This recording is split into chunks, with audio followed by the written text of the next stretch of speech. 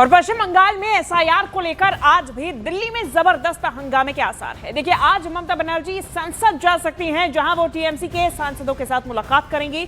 इसके अलावा वो अब से कुछ ही देर बाद दोपहर 3 बजे बंग भवन में एक प्रेस कॉन्फ्रेंस को भी संबोधित करेंगी। वहीं सुप्रीम कोर्ट में एसआईआर के मामले में कल अहम सुनवाई होगी। पश्चिम बंगाल में मतदाता सूची के विशेष गहन पुनरीक्षण यानी कि एसआईआर मामले में सुप्रीम कोर्ट कल सुनवाई करेगा, जिसमें टीएमसी सांसद कल्याण बनर्जी समेत कई अन्य नेता भी सुप्रीम कोर्ट में ही मौजूद हो सकते हैं। ये जानकारी सामने आ रही है। एसआईआर का जो बवाल है वो बढ़ता जा रहा है। एसआईआर के खिलाफ हल्ला बोलने के लिए खुद ममता बनर्जी इस वक्त दिल्ली में मौजूद हैं। उन्होंने बीते दिन सीईसी से भी मुलाकात की थी, चीफ इलेक्शन कमिश्नर से, और एसआईआर के खिलाफ शिकायत दी थी। साथ ही साथ में बंग भवन भी पहुंची थी और उस दौरान उन्होंने पुलिस की बैरिकेडिंग पर भी सवाल उठाए थे।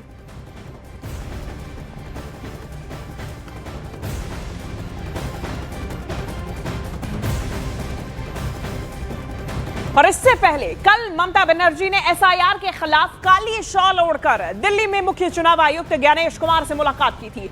इसके साथ ही उनके साथ उन्होंने एसआईआर प्रभावित 13 परिवार और टीएमसी के नेता भी वहीं पर मौजूद थे।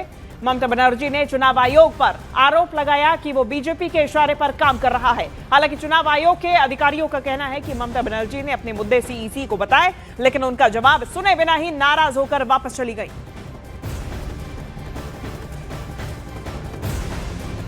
देखिए, हमको बहुत दुख हुआ है,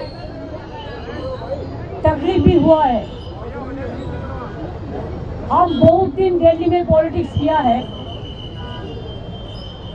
हम 4 टर्म्स मिनिस्टर थे, 7 टर्म्स एमपी थे, लेकिन हम कभी ऐसा इलेक्शन कमीशन को नहीं देखा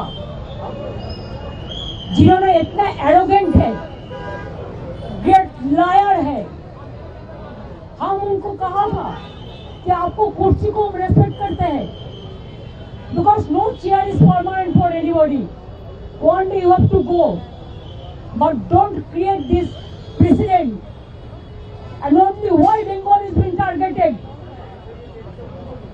लोकतंत्र में इलेक्शन होता है, डेमोक्रेसी का फेस्टिवल, और आपने क्या किया?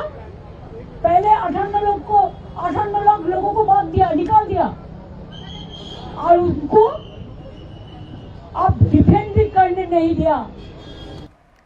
और वहीं ममता बनर्जी की कल दिल्ली के बंग भवन के बाहर तैनात सुरक्षा कर्मियों से भी बहस हुई। उन्होंने आरोप लगाया कि जासूसी के लिए बंग भवन के आसपास दिल्ली पुलिस के जवान तैनात किए गए। उन्होंने एसआईआर से प्रभावित परिवारों के उत्पीड़न का भी इस दौरान आरोप लगाया। वहीं दिल्ली पुलिस का कहना है कि पश्चिम बंगाल की मुख्यमंत्री के लिए दिल्ली में Z+ कैटेगरी की सुरक्षा निर्धारित है।